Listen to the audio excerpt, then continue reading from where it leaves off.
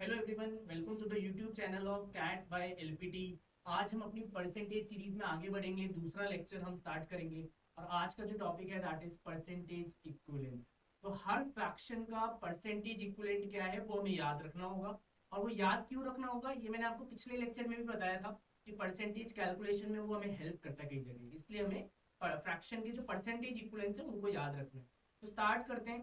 सबसे पहले इसमें हमें एक टेबल याद रखनी पड़ेगी, राइट।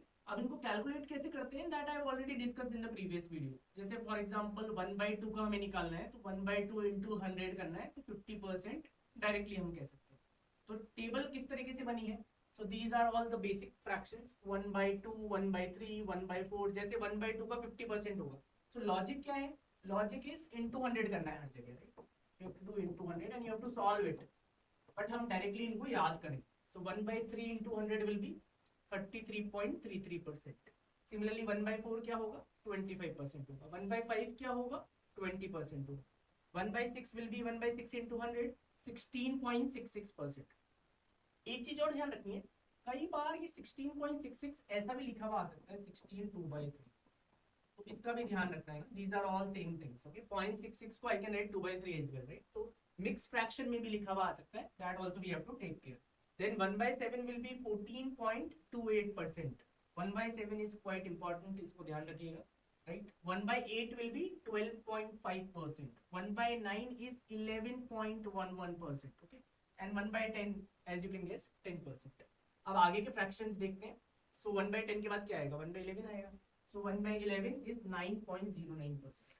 अब एक फैक्ट आपको नोट करना है, जब हम 9 का फ्रैक्शन ले रहे हैं तो 11 की टेबल में चल रहा है, और जब हम 11 का फ्रैक्शन ले रहे हैं तो 9 की टेबल में चल रहा है।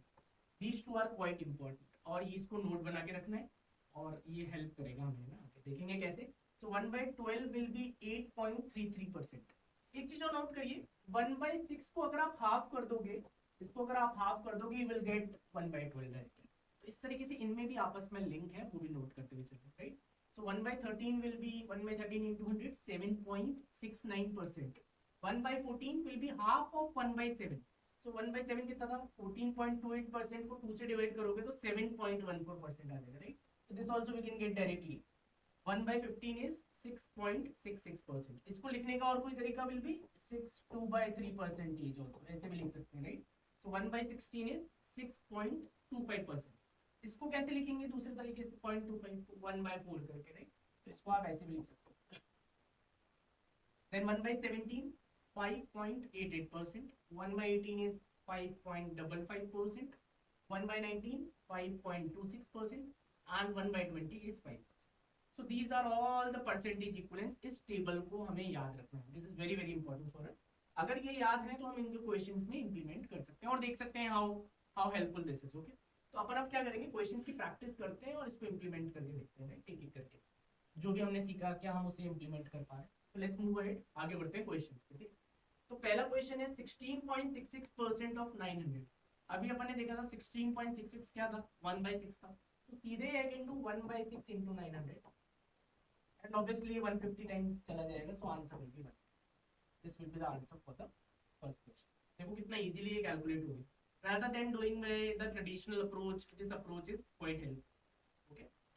नेक्स्ट देखिए 83.33% ऑफ 900। अब नोट करिएगा, अगर 100 में से 16.66 निकल जाएगा तो 83.33 बचेगा, राइट। इसका फ्रैक्शन क्या होगा? अगर इसका 1/6 है तो इसका 5/6 रिमेनिंग पार्ट है। अगर आप कैंसिल करोगे will get 750, okay. I hope you have noted इन दोनों का परसेंटेज में 100% है और इन दोनों का फ्रैक्शन में 1 होगा, राइट। इसको भी नोट बना के रखें। आगे चलते हैं और प्रैक्टिस करते हैं। Next slide. तो अब देखो 12.5%, ये क्या था? 12.5%। so this was 12.5%, this was 1/8। so this will be 1/8 into 96। तो ये 12 हो जाएगा, राइट। इसी तरह अगर हम 87.5% निकालेंगे so that will be 7/8। ये हो जाएगा 7/8 into, तो 84 आ जाएगा, राइट। इसी तरीके से हम कैलकुलेट कर सकते हैं। इनमें भी ये नोट कर सकते हैं कि इन दोनों का सम है 100, तो इनके फ्रैक्शन का सम 1 होगा। एक अगर 1/8 है तो दूसरा वाला has to be 7/8। I hope ये क्लियर है, राइट। तो आगे चलते हैं। नेक्स्ट देखिए 75% ऑफ 204, तो 25% कितना होता है 1/4, 75% कितना हुआ 3/4, so this will be 3/4 into 204। अगर आप कैंसिल करोगे तो ये 51 टाइम्स जाएगा एंड 153 आपका आंसर आता है। तो इस तरीके से बहुत हेल्पफुल है, कोई भी परसेंटेज निकालनी है, अगर परसेंटेज इक्विवेलेंस हमें याद है तो बहुत जल्दी हम कर सकते हैं, ये आप नोट भी कर रहे होगे क्वेश्चंस के। तो नेक्स्ट देखिए 11.11% ऑफ 36। अब मैंने आपको बताया था 11 की टेबल अगर चल रही है तो 1/9 है, तो दिस इज 1/9, तो डायरेक्टली हम कर सकते हैं 1/9 into 36, तो यहाँ पर आंसर आ जाएगा। ओके, नाउ अब आपको ये सोचना है कि अगर 11.11% 1/9 है तो 44.44% क्या होगा, राइट? तो आप गेस कर सकते हो कि अगर परसेंटेज 4 टाइम्स हो रही है तो फ्रैक्शन भी 4 टाइम्स हो जाएगा, तो ये भी 4 टाइम्स हो जाएगा, यानी 4/9 हो जाएगा, राइट? 4/9 इसका आंसर हो जाएगा। तो इस तरीके से रिलेट करते हुए चलना है सबको आपस में। तो आगे चलते हैं, let's see the next slide. 9.09, 9 की टेबल, दैट मींस 9 की टेबल है तो ये 1/11 होगा, सो 9.09 विल बी 1/11 into 30, ये पूरा आ जाएगा। और इसको ही अगर आप 3 टाइम्स कर दोगे तो 27.27 आ जाएगा, so this will be 3/11 into 88, ये आंसर आपका 24। तो आप देख लो किस तरीके से सारे ही आपस में रिलेटेड है, बहुत सारे कॉम्बोज बन सकते हैं आपस में। तो आगे चलते हैं 6.25 और 6.66। सो ये तो था 1/16 और ये था 1/4, ये निकालना है 64 का, so this comes out to be 4, ये निकालना है 750 का, so this comes out to be. Okay, next 14.28%, मैंने आपको बोला था 14.28 इज क्वाइट इंपॉर्टेंट, राइट? 1/7, तो 1/7 into 84, 12 is the answer, right? तो आगे चलेंगे 42.85%।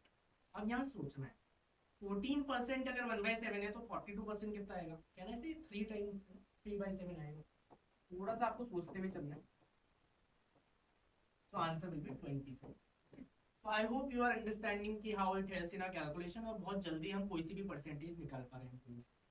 तो आगे चलते हैं, अब 30.26% निकालना है। आप बोलोगे सर ये तो था ही नहीं टेबल में, 30.26 नहीं था, तो यहाँ जो कॉन्सेप्ट करेंगे वो ब्रेक वाला कॉन्सेप्ट करेंगे, तो हम इसे ब्रेक करेंगे।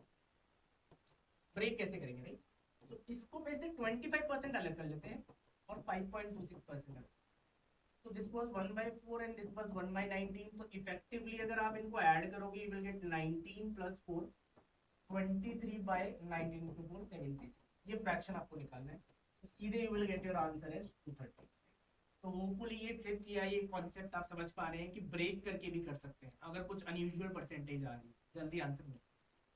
सो नेक्स्ट, क्या ये वाला आप ट्राई कर पाएंगे? 56.66% ऑफ 60, तो इस वाले क्वेश्चन का आप आंसर मुझे बताइएगा कमेंट बॉक्स में, राइट? 56.66 को ब्रेक करके कैसे करेंगे, राइट? ये कमेंट बॉक्स में जरूर बताइएगा, this I am leaving for you कि ये आप बताओगे। So will see in the comment box के क्या आंसर आ रहे थे। तो आगे चलते हैं, अब एक कॉन्सेप्ट देखेंगे, x% of y is equal to y%, right? इसका क्या मतलब हुआ? अगर मैं बोलूँ x% ऑफ y, तो मेरा x into y/100 आ रहा है, और y% of x is y/100।